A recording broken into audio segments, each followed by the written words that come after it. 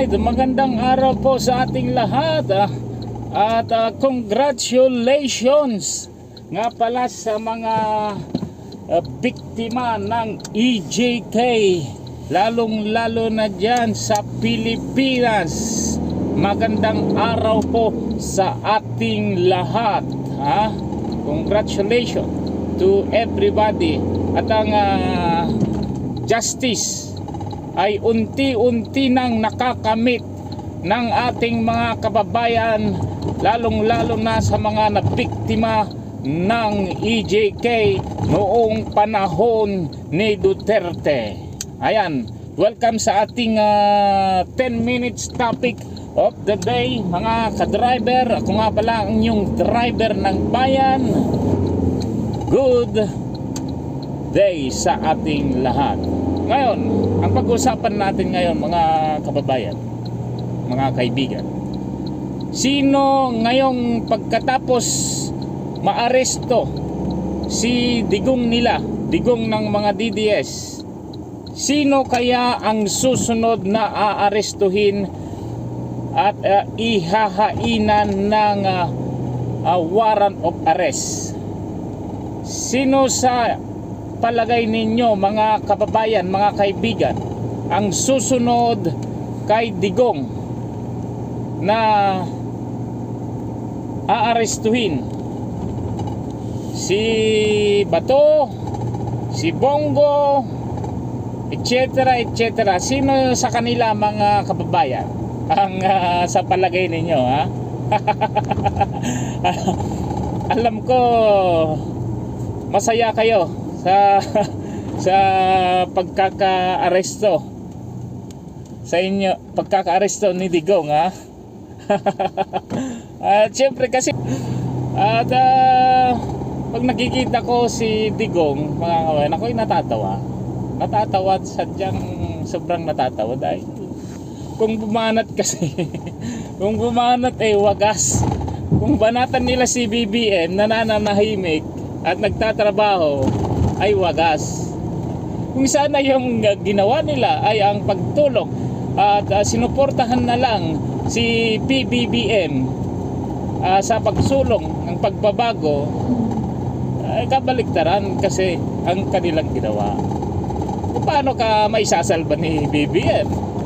Kaya noon pa lang, mga kababayan, nababasa na natin yung style ni BBM at winawarningan lang itong mga Duterte. Kaso hindi tumigil at panay ang banat pagpaplano na i-destabilize ang gobyerno. Ngayon, sino ang magsasalba sa inyo, mga Duterte? Sino? Tawagin nyo si Kibuloy na magsasalba sa inyo. Wala, talagang karma is real na. Kaya congratulations nga pala kay ex-senador Trillanes, at siya ang may utak at founder ng pagkakaso sa ICC. Kung hindi nagkaso si Trillanes noong 2017, hindi nga maaaresto si Duterte. So, back to our topic po. Sino kaya ang susunod na aarestuhin ng ICC? Si Bato o si Bongo? Mag-comment lamang kayo, mga kababayan, kung sino sa kanil dalawa, si Bato o si Bongo. I-comment nga nyo, mga ka-idol, kung sino at i-evaluate natin. Pero dyan kasi wala akong alam dyan. Basta ano ko lang to, analyze ko lang ito, na may susunod sa alin sa dalawa, Bato or Bongo. Tingnan natin kung nasaan ang bayag ni Bato de la Rosa. Ito ay ngaw-ngaw din to Sabi pa niya, naaalala ko, napanood ko sa video niya sa press Sinasabi niya, tinatawag niya si Trillanes. Oh, Trillanes, make my day. May maganon-kanon pa si Bato, ano? Oh, so ngayon, nasaan ka, Bato? You are missing in action. Nasaan ka ngayon? Samahan mo ang amo mo. But missing in action ka ngayon. Isa rin to, dadami rin natin itong si Robin Padilla. Mayroon din siyang nabanggit, mga kababayan, na kapag inaresto at hinuli si Duterte, isama na rin ninyo ako. Ngayon ka mag-volunteer, Robin Padilla. Ikaw, Bato de la Rosa, you are missing in action. Nasaan ka? Baka itong si Bato de la Rosa ay baka ito ay nakatakas na rin ng bansa at kailangan atento ang ating mga autoridad sa pagtakas ng mga taong ito, dahil sigurado 100% sila ang susunod na aarestuhin at hahainan ng warrant of arrest. Maniwala kayo, mga kababayan, mga idol. Susunod na yan, mga yan. Kung hindi pa sila tumakas ngayon, susunod sila sa kay Duterte. Yan po. Maniwala kayo o hindi, itagan nyo sa Bato. Yan, magngaw-ngaw ka ulit, Bato, nasaan ka? You are missing in action. Yung amo mo naaresto na, sigurado. Yan, hospital na naman yan, lagyan ng wheelchair. Yan, nakahanda na yung mga wheelchair. Sigurado yung mga yan.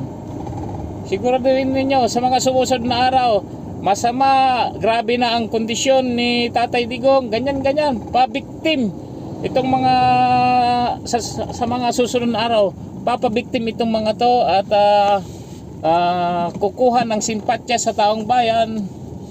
Kunwari ay kawawa si Digong, kawawa si Bato, ganito yan. Wala na yan, style bulok na yan.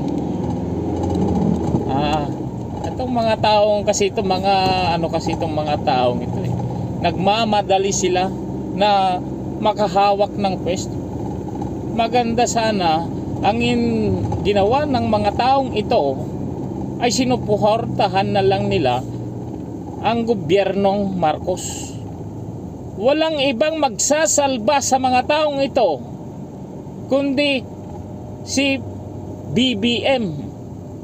Kaso wala silang matatapang kasi itong mga taong ito. Anong kababagsakan nyo ngayon? Himas rehas kayo, mga ngayon. Himas rehas kayo. Susunod na yung mga kasama ni Digong. Hintayin natin, mga kababayan, mga idol. Unang-una dito ay para sa mga nabiktima ng EJK na walang justice, basta na lang pumasok sa bahay ang tukhang, kukunin ka, mamaya hindi ka na hindi ka na makakabalik sa bahay. Walang justice nung panahon ni Duterte. Kaya nakakatakot noong panahon ni Duterte. Pwede kang pagbintangan noong panahon ni Duterte kahit wala kang kasalanan. Hihilain ka, kukunin ka mismo sa bahay ninyo. Pagdating mo nasa kalsada ka na, nakahambalang. Ni walang justice noon. Talagang talagang walang justice noon. Kawawa yung mga Pilipino na pamilya ng mga biktima ng EJK. Isipin po natin, mga kababayan, noong panahon nila. Pwede kang pagbintangan kung may galit sa iyo ang isang pulis, pwedeng gawin anytime sa iyo.